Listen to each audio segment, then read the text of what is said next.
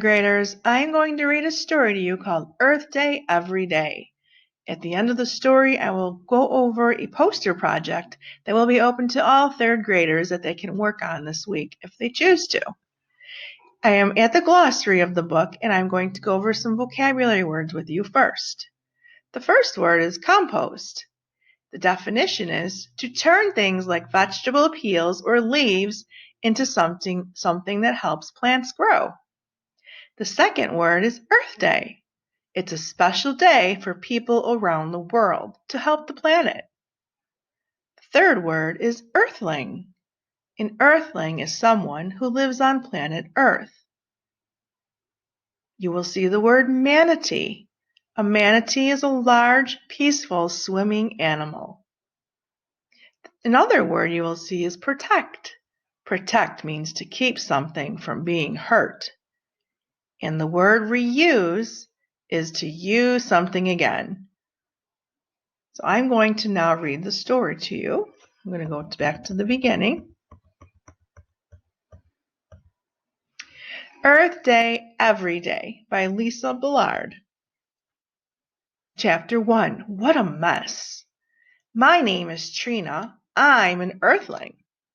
I live here on planet Earth. So do trees and bees and manatees.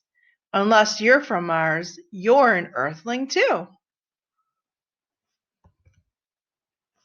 People don't always take care of our Earth home. We do things that hurt Earth. We make the air dirty. We throw away too much. We waste power. Mom says people should clean up their own messes. Earthlings made this Earth mess, so we Earthlings should fix it. It's a job for everyone. Chapter 2. Miss Bigmouth. My brother calls me Miss Bigmouth, so I used my big mouth to help the Earth. Last week, I asked everyone I know to plan something for Earth Day. Today was finally the big day. And as you can see over here in the calendar, April 22nd, which is in 2 days, is Earth Day.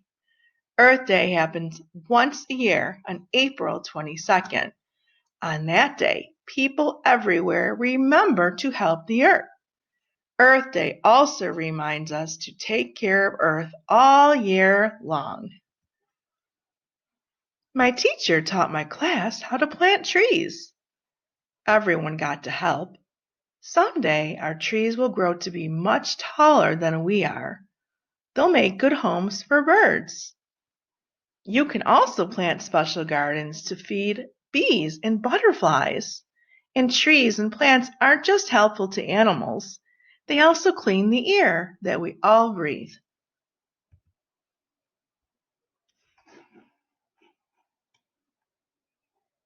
My friends formed an Earth Day club. We had our first meeting at lunch. Earth's problems mean problems for animals too. Even my favorite tigers are having trouble. So our club decided to save money to help animals. If you look over here, people have formed many groups to help animals in trouble. The groups find ways to protect animals and the place they live. They study the animals to figure out new ways to help them. You can learn more about these groups on the internet. Ask your teacher or a parent to help you look.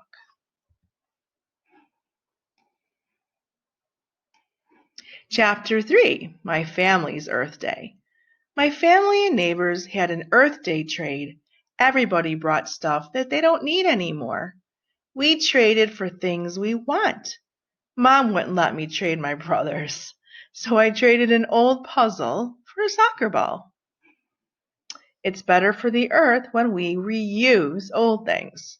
Reuse means to use something again. Then it doesn't end up in the trash. You also don't need to buy new things. Trading and reusing helps the Earth. Now my family's having a special Earth night. We turned off the TV and the computer. That way, we don't use as much power. Instead, we're playing board games.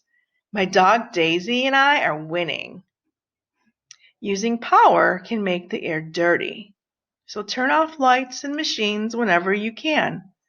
Play outside instead of playing video games. Saving power helps save the earth. Maybe you can use your big mouth too. Together we can talk to everyone about helping the earth. We'll ask people to make it Earth Day every day. Then we can all find other ways to save the earth tomorrow. Here's a compost with worms activity, and I'll read this, and maybe you want something that you're interested in. And then I decided that I will do another video about the poster project. So after you listen to this story, I will make one about the poster project that you can participate in. All right, so guess what? Mom's letting me keep worms as pets. They are a special kind of worms called redworms.